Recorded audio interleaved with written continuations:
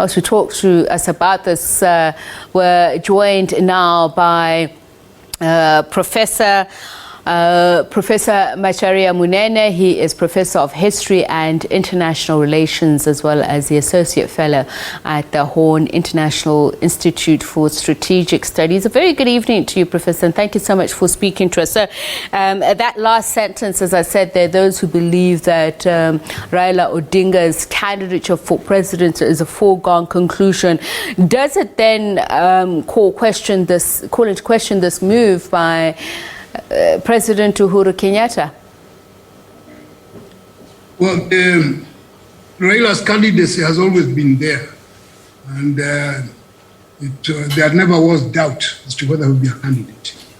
But what has happened, the climax being a few days ago, was that the president and his deputy had been drifting apart from March 2018.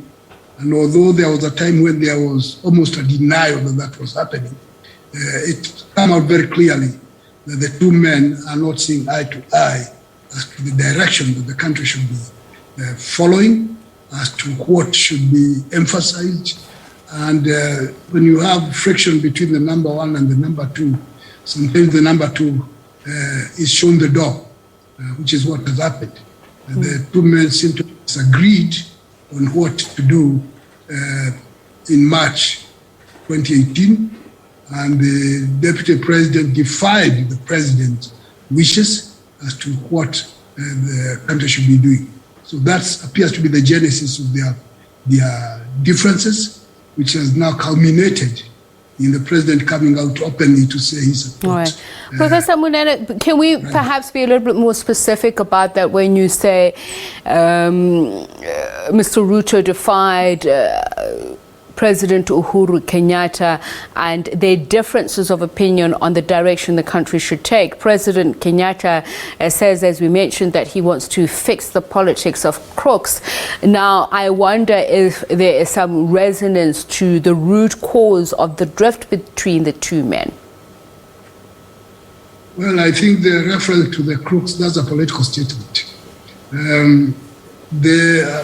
Sometimes last week, the president was in one of those places, Sagana, and he did explain, from what I got, his differences with the deputy. Before that time, the country was tense, and very little was being done, mainly because the opposition leader, Raila Odinga, was making it difficult to have anything being done. And what then happened was that there was that pressure on both sides, and they agreed to come together and see whether they can settle some of their differences in order to reduce tension in the country, which they did. That's what usually called the handshake. And it looks as if at that time, all people involved were supportive. The deputy president and the president were of one mind about having this handshake in order to cool down the temperatures and get the work done, what needed to be done. The difference came after that.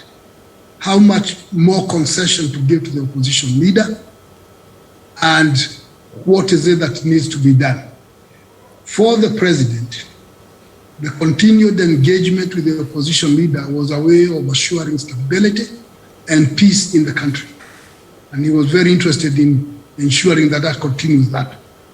With the deputy president, and he has repeated it many times, he saw the additional accommodation of the opposition leader as a threat to him politically, and in his mind, maybe there was excessive concession that was not warranted. So if that was his thinking, then he differed with the president's idea of creating committees and seeing how they can explore issues together, and pointed out that this is a threat or this danger, and therefore could not go along. That's now the defiance of what the president wanted. That defiance then meant that the president could not rely on him to get things to work together. And we could see very clearly that differences were beginning to manifest themselves in different ways, even the running of the government and things of the sort. So then with time, these differences became so public, there was no hiding. It became political. We saw the gyrations of political games in terms of dancers here and there, name calling, by-elections going different ways. So it had been coming, it was expected. But maybe some people did not expect him to come out so openly and say he's endorsed his former opponent, somebody he had defeated 3 times in elections. So it was kind of new to people who are not expecting that. But the pattern had been clear all along that was coming. Kenyan politics have been dogged by pre or post-election violence, which many say is because of the ethnicization of politics. Now, this inter-ethnic alliance that we're seeing now, is it likely to bring an end to that? Because there's some who say that there's been a manipulation of ethnic grievances. Well, the ethnic factor is always there. It is an exaggeration to say that it is the reason there are differences. I think more seriously, the fact that the political players, and many times they are not genuine about what they say. Because before we have any election, there are always agreements and people publicly told that everything is in order, in perfect condition. And then there are also statements that if some people don't win or they lose, then there may be no peace, so to speak.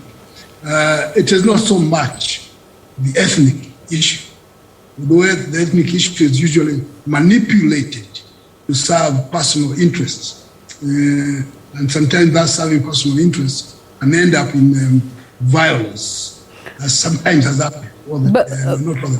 But Professor, it seemed important enough to a point where in March 2018, there was the handshake principles that was launched by President Kenyatta and Prime Minister Odinga, and the Building Bridges initiatives in order to characterize this. So are you saying that it wasn't that deep, that it was a manipulation, or that there was actually a need to address it?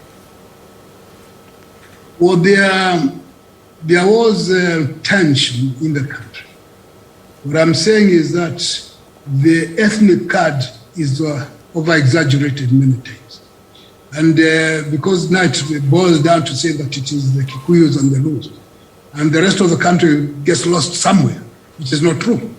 Because what you had there, after the election, which President Uhuru won twice in 2017, still there was that personal difference that the claim that we don't agree, we will not accept.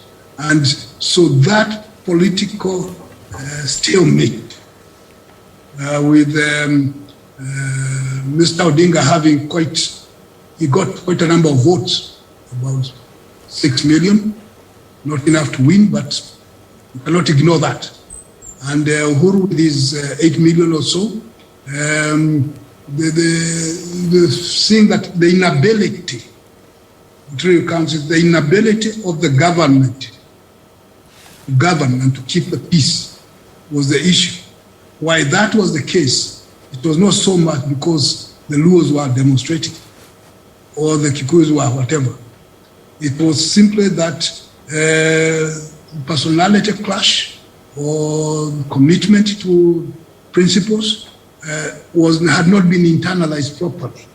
So when you have this tension between the winners and the losers, and it's not clear who is going to ultimately win, it was necessary for the two to bring their forces together and to see whether they can settle the matter. If not resolve the whole thing, at least settle. They did settle the tensions at the time. But what they were trying to do after that is to say now, and they resolve long-term resolution to some of these tensions. And it is wrong to boil them down to two communities, the Luos and the Kikuyus, because it was not a Luo-Kikuyu affair. It was something of difference about whether to accept principles and whether they can be sorted out in an acceptable manner. But my point is that as long as there are people, influential people, who do not agree to go along with the results or the system, the pattern,